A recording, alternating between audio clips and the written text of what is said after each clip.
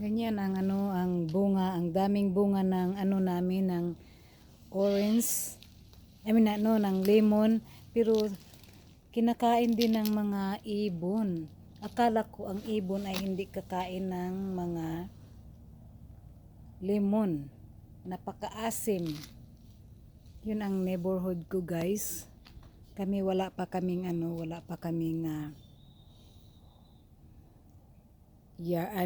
swimming pool.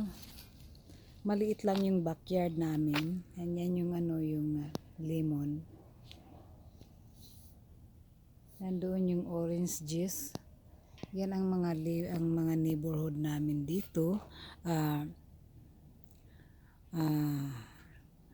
Ayaw ko sa lugar na to. So within 2 years, mag-stay lang kami dito ng 2 years, tapos bibili kami ng another bahay dahil ayaw ko mabait naman ang mga neighborhood, ang mga kapitbahay, pero hindi ko gusto yung nila, yung surroundings ng neighborhood, at saka yung mga tawag niyan, mga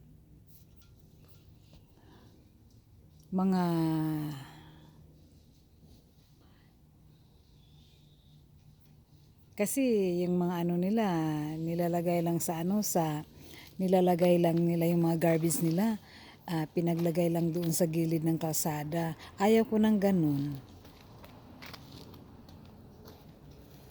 Yan, no? Dito ako sa taas ng bahay namin.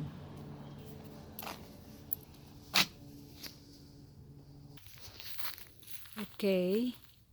Yan, dito na ako sa baba. Doon ako sa taas kanina, doon ako sa taas. Ito yung isang lemon tree namin. Tapos yung ito naman, yung isang lemon tree dyan. Lemon tree, yeah. Itong isa naman, ito yung lemon. Konti lang yung bunga. Nakakuha na ako ng marami, nag-harvest ako, pero dinala ko sa anak ko. Matitigas siya. Na lang yung bunga niya doon, no? Konti na lang. At yun nasa ilalim. Yung iba, nasira na. Yung iba, sira. Iwan ko anong nangyari, bakit sira. Baka kulang sa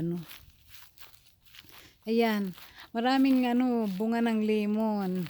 Hindi ko kayang gamitin lahat. Yung mga kaibigan ko naman, may mga lemon din ang backyard nila. Kaya hindi alam mo ba magkano yung lemon ngayon? It's yung lemon, isang lemon is 49 cents. Ang mahal. At ito naman, guys, yung front yard namin. Yung front door. Ito yung front door. Ito yung front. Ito yung front porch namin, patio. Yan ang patio namin sa front. Itong na to, kailangan namin buhayin yung grass. Kasi gustong-gusto ng asawa ko na green yung front yard at saka backyard. Itong sa side, puro lang bato. Bato lang ito sa side dito. At itong na to, malaking kahoy. Malaking kahoy na to. So yan. Yan lang ang namin. Ito yung mga neighborhood.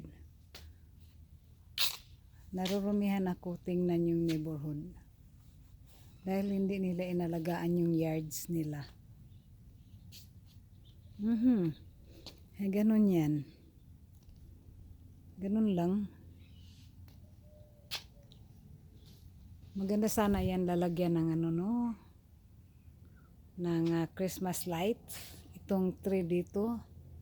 Itong tree dito sa harap namin. Magandang tingnan yan. Pag may Christmas light yan, pag Christmas. Yan, no? Yan. Ito lang yung namin, patio. Hindi malaki yung bahay namin, pero maganda siya sa loob. Nandito ako sa kwarto, sa extra bedroom. Yung extra bedroom na to, gagawing office room. Ito lang ang bedroom na walang carpet. Sahig lang.